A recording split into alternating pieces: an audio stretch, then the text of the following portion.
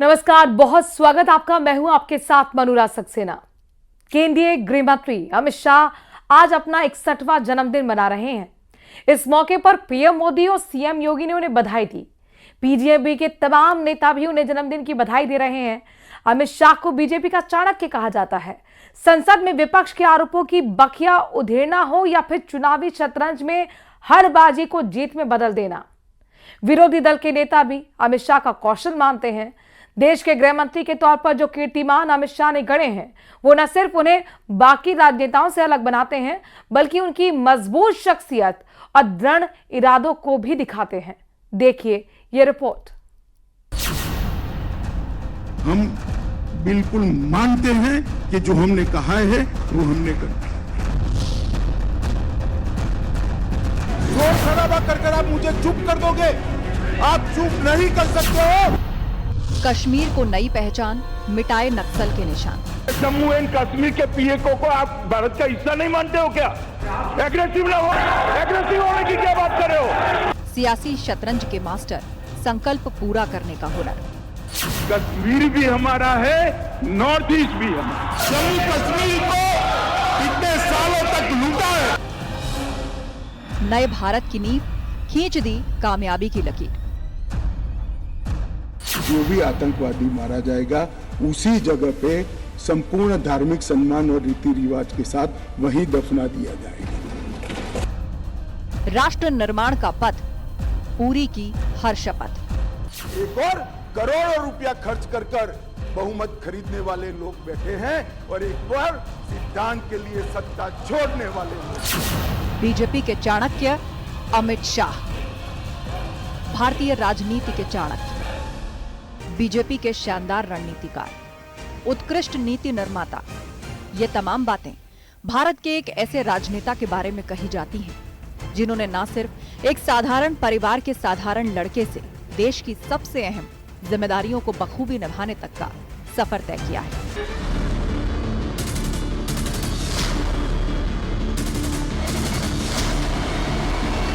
अमित अनिल चंद्र शाह ईश्वर की शपथ लेता हूं कि मैं विधि द्वारा स्थापित भारत के संविधान के प्रति सच्ची श्रद्धा और निष्ठा रखूंगा। बात कर रहे हैं देश के गृह मंत्री, बीजेपी के चाणक्य और दिग्गज राजनेता अमित शाह की। 22 अक्टूबर 1964 को एक गुजराती व्यापारी घराने में पैदा हुए अमित शाह महज 14 साल की उम्र में संघ से जुड़ गए। एक साधारण परिवार का लड़का संघ से सेवा सूत्र सीखता है और फिर उसी सेवा भाव को एक मुकाम तक पहुंचाने की खातिर राजनीति से जुड़ जाता है। और सेवा भाव का यही रास्ता उन्हें देश के सबसे ऊंचे मकामों में से एक तक पहुंचाता है। और इस मंजिल के सफर में कई बार इतिहास लिखा जाता रहा।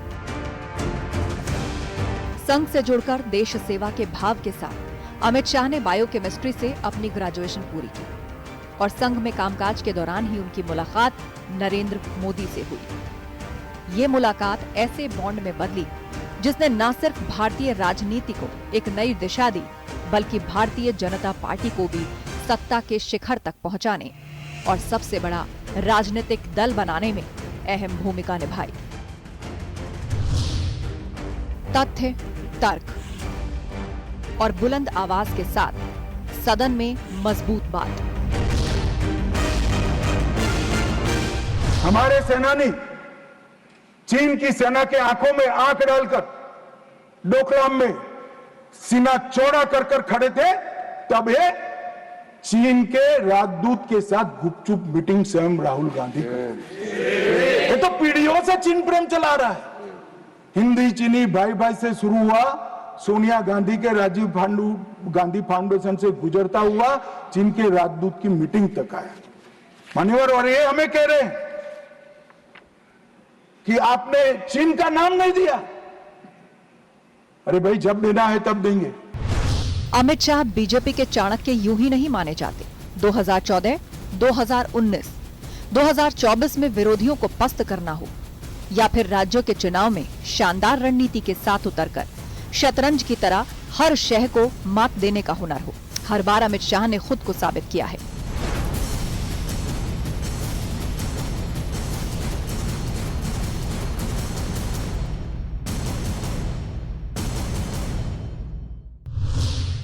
अमित शाह ने अपने कुशल राजनेता होने को लगातार साबित किया है।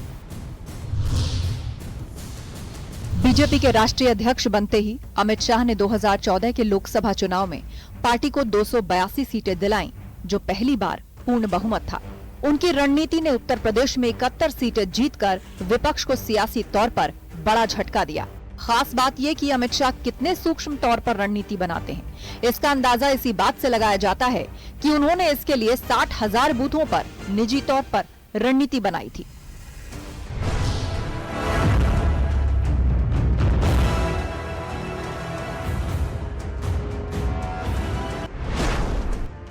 अमित शाह के नेतृत्व में बीजेपी ने 2019 में 303 सीटें जीती, जो संगठनात्मक ताकत का सबूत था।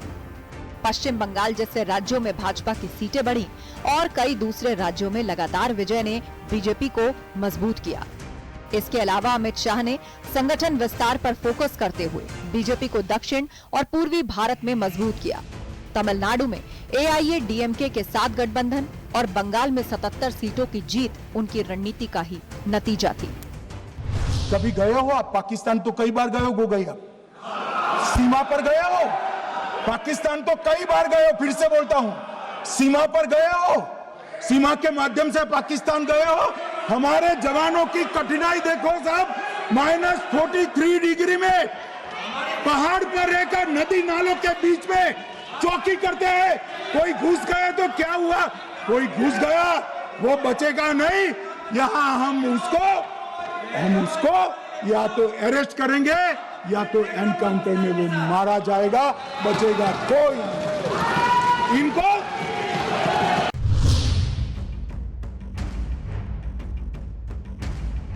ऑपरेशन सिंदूर भारतीय सेनाओं की ऐतिहासिक सफलता रही। पहलगाम में जब आतंकी हमला हुआ तो अमित शाह बिना एक पल गवाए ग्राउंड जीरो पर पहुंचे, बल्कि फौरन संकल्प लिया कि आतंकियों को ही नहीं बल्कि आतंक के आकाओं को भी उनके किए की सजा मिलेगी और जरूर मिलेगी। भारत ने मुंहतोड़ जवाब दिया तो विपक्ष के कुछ लोगों ने सियासी शंकाओं के साथ सवाल किए। फिर आया अमित शाह का जवाब। जब ये घटना हुई दूसरे दिन इनके परिजनों को मिला था। 6 दिन की शादी वाली बच्ची विधवा होकर मेरे सामने खड़ी थी। आज तक मैं वो दृश्य नहीं भूल सकता। मगर आज सारे परिजनों को मैं कहना चाहता हूं कि मोदी जी ने ऑपरेशन सिंदूर से भेजने वालों को भी मारा और हमारे सुरक्षा बलों ने जिनको भेजा था उनको भी मारा और एक ऐसा सबक सिखाया है कि आने वाले कई दिनों तक कोई ऐसी हिम्मत नहीं कर पाएगा। अमित शाह भारतीय राजनीति का वो नाम जो बुलंद इरादों और दृढ़ संकल्प का प्रतीक है। ऑपरेशन सिंदूर से लेकर विपक्ष पर तीखे प्रहारों तक शाह ने हर चुनौती को अवसर में बदला। विपक्ष पर अमित शाह के तीखे प्रहार उनकी बेबाकी दिखाते हैं। अनुच्छेद 370 और CAA पर विपक्ष के विरोध को उन्होंने संसद में तथ्यों से ध्वस्त कर दिया, तो वहीं सेना के शौर्य पर सवाल उठाने वालों को भी बखूबी आईना दिखाया। देश के गृह मंत्री के तौर पर जो कीर्तिमान अमित शाह ने गढ़े हैं, उनके आसपास भी पहुंचना शायद किसी राजनेता के लिए संभव नहीं होगा। Bureau report, news 18।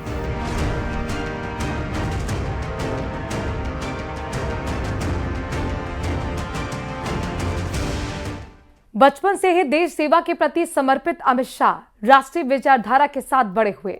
आज जानेंगे कि कैसे एक सामान्य कार्यकर्ता से वो राजनीति के चाणक्य कहे जाने लगे। उनके वो कौन से फैसले हैं जो उन्हें कुशल प्रशासक बनाते हैं। अनिल चंद्र शाह ईश्वर की शपथ लेता हूं कि मैं विधि द्वारा स्थापित भारत के संविधान के प्रति सच्ची श्रद्धा और निष्ठा रखूंगा। अमित शाह के कुशल प्रशासक बनने के पीछे कई कहानियां हैं, लेकिन सबसे पहले जानेंगे उनकी राजनीति में एंट्री कैसे हुई। संघ की विचारधारा से प्रभावित होकर महज 16 साल की उम्र में वो स्वयं सेवक के तौर पर RSS में शामिल हो गए। बचपन से ही वो देश सेवा के प्रति समर्पित थे। उन्होंने ABVP से जुड़कर भी काम किया, जिसके लिए उन्हें 1982 में संयुक्त सचिव के तौर पर प्रमोट किया गया। 1991 में पहली बार अमित शाह ने लाल कृष्ण आडवाणी के चुनाव की जिम्मेदारी संभाली। 1991 और 1996 में वो आडवाणी के चुनाव प्रचार संयोजक रहे। यहीं से उन्हें जबरदस्त चुनावी रणनीतिकार माना जाने लगा। उन्हें बेहतरीन इलेक्शन मैनेजर और रणनीतिकार माना गया। कार्यकर्ताओं के बीच उनकी गजब की पैठ थी। बीजेपी का हर कार्यकर्ता उनके संपर्क में रहा करता था। अमित शाह आज तक एक भी चुनाव नहीं हारे। इसकी सबसे बड़ी वजह उनका जमीनी स्तर के कार्यकर्ताओं के साथ लगातार संपर्क बनाए रखना है। गृह मंत्री के रूप में अमित शाह ने अपने कार्यकाल के दौरान मोदी सरकार ने देश की आंतरिक सुरक्षा को अभेद बनाने से जुड़े कई ऐतिहासिक फैसले लिए। वो अपनी अनुशासित कार्यशैली के लिए जाने जाते हैं। 5 अगस्त 2019 को जम्मू कश्मीर का विशेष दर्जा समाप्त करने के लिए गृह मंत्री के तौर पर अमित शाह ने संसद में ऐतिहासिक बिल पेश किया, जिसके चलते जम्मू कश्मीर को विशेष राज्य का दर्जा समाप्त हुआ और राज्य को 2 केंद्र शासित प्रदेशों जम्मू कश्मीर और लद्दाख में विभाजित किया गया। ये एक कड़ा और संवेदनशील निर्णय था, जिसकी खूब सराहना हुई। इस सदन ने बहुत सारे ऐतिहासिक क्षण देखे हैं। इस सदन के समय समय पर के सभासदों के निर्णय के द्वारा देश के इतिहास में बहुत नए नए अध्याय कई बार जुड़े हैं। मैं आज बड़े गर्व के साथ कहना चाहता हूं कि आज दोनों ये प्रस्ताव और ये बिल भारत के इतिहास में स्वर्णिम अक्षरों के साथ अंकित हुए। नागरिकता संशोधन अधिनियम पाकिस्तान, बांग्लादेश और अफगानिस्तान से आए हिंदू, सिख, बौद्ध, जैन, पारसी और ईसाई शरणार्थियों को भारतीय नागरिकता देने की व्यवस्था करता है। अमित शाह ने इसे भारत की ऐतिहासिक जिम्मेदारी बताते हुए इसका समर्थन किया। इसे लेकर काफी सियासत हुई, लेकिन शाह अपने फैसले पर अडिग रहे। ये बिल है सभी ऐसे प्रताड़ित लोगों को जो धर्म के आधार पर प्रताड़ना सहन कर भारत में आए हैं। ये सभी लोगों को नागरिकता देने का अधिकार लेकर ये बिल आया है। राष्ट्रीय नागरिक रजिस्टर को लेकर अमित शाह का शुरू से कड़ा रुख रहा है। असम में एनआरसी को लागू किया गया। इस मुद्दे पर संसद में शाह ने कहा था कि हर एक घुसपैठिए को देश से बाहर किया जाएगा। हमने एनआरसी लाया। एनआरसी क्या है? नेशनल रजिस्टर ऑफ सिटीजन्स, जिसके द्वारा घुसपैठियों को चिन्हित किया जाता है। असम में एनआरसी लाए, प्रथम दृष्टिया 40 लाख घुसपैठियों को चिन्हित कर दिया गया। 40 लाख सिर्फ असम में। 3 करोड़ की आबादी में 40 लाख। अमित शाह की रणनीति के तहत यूपी में बुलडोजर नीति और गुजरात में जीरो टॉलरेंस नीति को बढ़ावा मिला। गुजरात मॉडल में उन्होंने माफियाओं और आतंकवादियों के खिलाफ एनआईए और एटीएस जैसी एजेंसियों को सशक्त किया। एनआईए, ईडी और सीबीआई जैसी एजेंसियों को आतंकवाद, आर्थिक अपराध और राष्ट्र विरोधी गतिविधियों पर सख्त कार्रवाई के लिए अधिक सक्रिय बनाया गया। शाह के नेतृत्व में इन संस्थाओं ने कई हाई प्रोफाइल मामलों में कार्रवाई की। अमित शाह के नेतृत्व में गृह मंत्रालय के डिजिटलीकरण और ई गवर्नेंस की दिशा में काम हुआ। Digital policing, cyber crime control के लिए बुनियादी ढांचे को मजबूत किया गया। असम में आदिवासियों और चाय बागान श्रमिकों के लंबित मुद्दों का समाधान करने के लिए अमित शाह ने 15 सितंबर 2022 में 8 आदिवासी समूहों के प्रतिनिधियों के साथ समझौता ज्ञापन पर साइन किया, जिसके बाद आदिवासी समूह के 1182 कैडर हथियार डालकर मुख्य धारा में शामिल हो गए। नक्सलवाद भारत की आंतरिक सुरक्षा के लिए एक बड़ी चुनौती रहा है और अमित शाह ने गृह मंत्री बनने के बाद इस मुद्दे को प्राथमिकता दी है। उन्होंने न केवल इस पर कड़े बयान दिए, बल्कि रणनीतिक कदम भी उठाए। शाह ने ये साफ कहा है कि जो बंदूक उठाएगा उसे उसी की भाषा में जवाब मिलेगा। उत्तर पूर्व में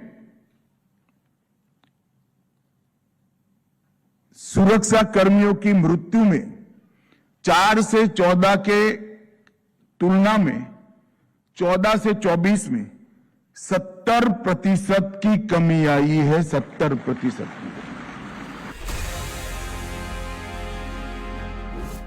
अमित शाह ने गृह मंत्री बनने के बाद आतंकवाद के खिलाफ सख्त रुख अपनाया। उनके फैसले और बयानों में आतंक के खिलाफ जीरो टॉलरेंस का मैसेज हमेशा साफ रहता है। उन्होंने नीतिगत बदलावों, कानूनी सख्ती और सुरक्षा एजेंसियों के आधुनिकीकरण के जरिए आतंकवाद के खिलाफ ठोस कदम उठाए हैं। उन्होंने कई मंचों से ये बार बार दोहराया है कि आतंक का खात्मा ही न्यू इंडिया की पहचान है। हमारी सरकार ना आतंकवाद को सह सकती है, ना आतंकवादियों को सह सकती है। कोई जगह नहीं है देश में अब देश के नागरिकों के साथ खून की होली खेलने वाले। अमित शाह ने आतंकवाद के खिलाफ जो बड़े फैसले लिए, उनमें यूएपीए में संशोधन भी है। इसके तहत अब सिर्फ संगठनों को नहीं बल्कि व्यक्तियों को भी आतंकवादी घोषित किया जा सकता है। नए संशोधन के तहत अब तक 94 व्यक्तियों को आतंकवादी घोषित किया गया है। इसके अलावा एनआईए अमेंडमेंट एक्ट 2019 के तहत एनआईए को अंतर्राष्ट्रीय स्तर पर भी काम करने की अनुमति दी गई। एनआईए, ईडी और इनकम टैक्स डिपार्टमेंट को मिलाकर टेरर फंडिंग के खिलाफ मिशन मोड में एक्शन लिया गया। केंद्रीय गृह मंत्री ने देश में ड्रग्स और मादक पदार्थों की तस्करी के खिलाफ भी कई महत्वपूर्ण कदम उठाए और इस मुद्दे पर कई बार सख्त बयान भी दिए। उनके नेतृत्व में सरकार ने ड्रग्स तस्करी को राष्ट्रीय सुरक्षा से जुड़ा गंभीर अपराध मानते हुए कई रणनीतियां अपनाई हैं। आंकड़ों के मुताबिक एनसीबी की ओर से 2014 के बाद पकड़े गए मादक पदार्थों की मात्रा में लगभग 160% की वृद्धि हुई और इसका व्यापार करने वालों के खिलाफ 199% अधिक मामले दर्ज हुए। Bureau report, news 18। Amit Shah दमदार प्रशासक, राजनीति के चाणक्य होने के साथ साथ एक अच्छे दोस्त भी हैं। प्रधानमंत्री नरेंद्र मोदी और उनकी दोस्ती का परिणाम ही है कि आज देश में भारतीय जनता पार्टी का दबदबा है। गुजरात से शुरू हुई दोस्ती आज देश में कमाल कर रही है।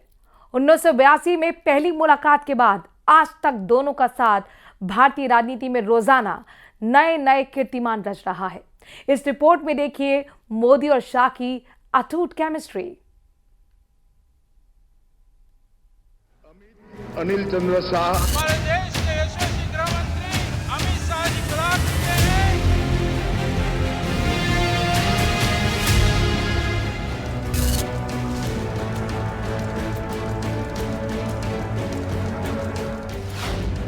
संघ से संगठन तक मोदी शाह का अटूट सफर।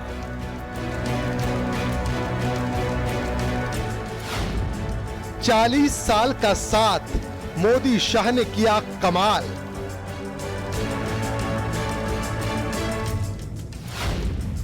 उन्नीस 1982 से 2025 तक सियासत की सफल जोड़ी।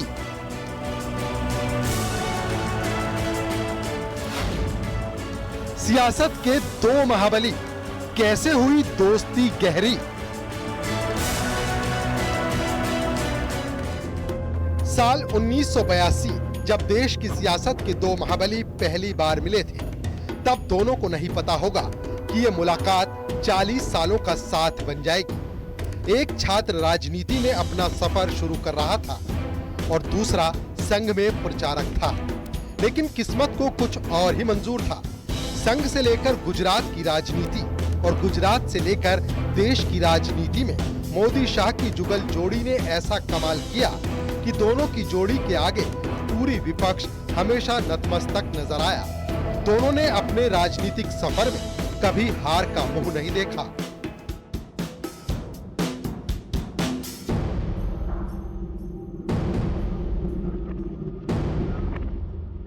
शाह की लगन और मेहनत से मोदी काफी प्रभावित हुए। मोदी जब गुजरात बीजेपी के संगठन महामंत्री बनाए गए, तब उन्हें ऐसे युवाओं की जरूरत थी जो संगठन के विस्तार के लिए रणनीति बनाने से लेकर बूथ मैनेजमेंट तक के काम कर सके। अमित शाह इस पैमाने पर खरे उतरे क्योंकि वो मेहनती थे। उनके पास नए आइडिया थे और वो काम को पूरा किए बिना शांत नहीं रहते थे। शाह का ये गुण मोदी को भा गया और आज तक भा रहा है। वो मोदी की कोर टीम का हिस्सा बन गए। ये सिलसिला आज तक जारी है।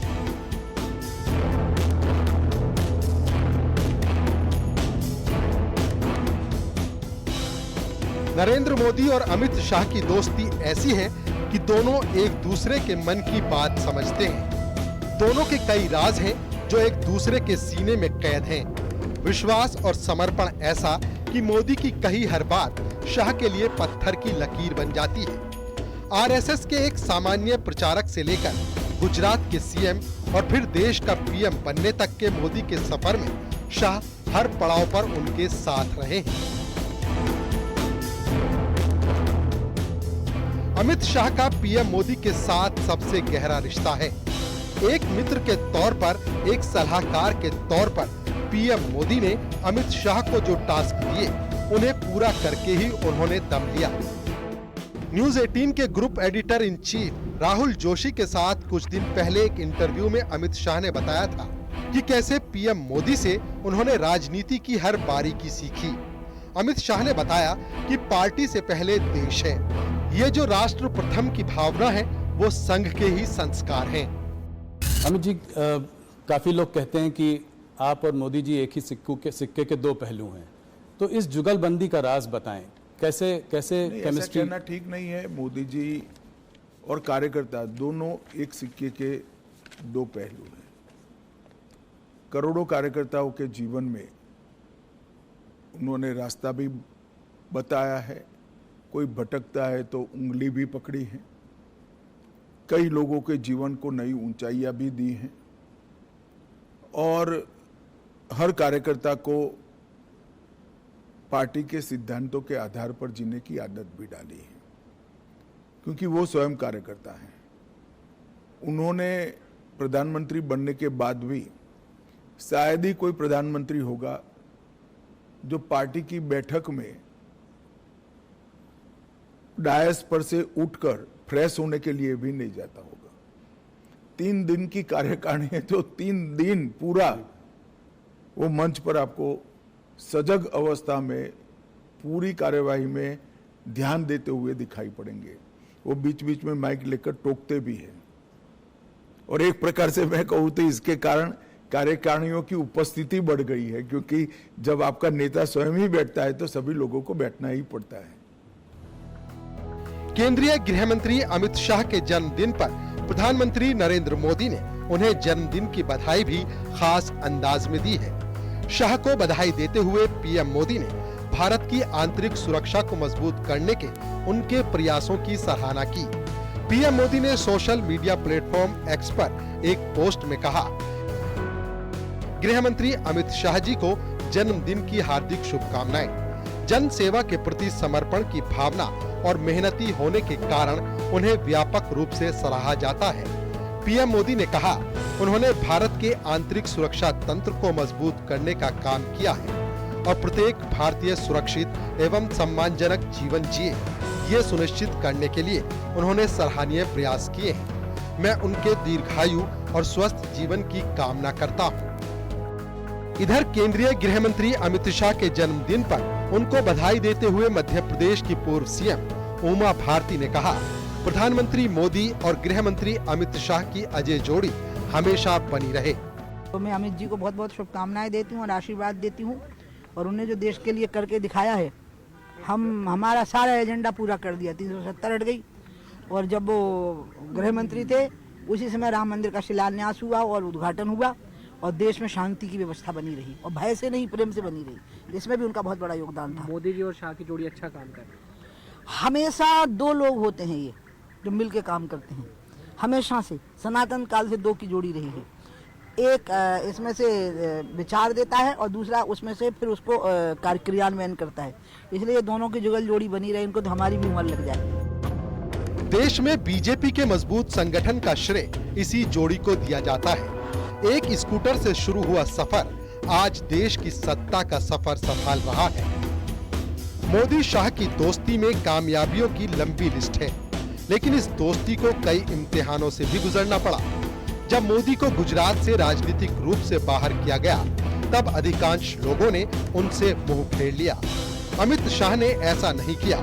मुश्किल वक्त में भी शाह लगातार अपने मित्र के संपर्क में बने रहे। मोदी ने भी मित्रता का धर्म निभाने में अपनी ओर से कोई कमी नहीं की। Bureau report, news 18। और इसी के साथ वक्त छोड़े सो ब्रेक का है, लेकिन खबरों का सिलसिला जारी है प्रदेश के number 1 news channel news 18 Rajasthan पर।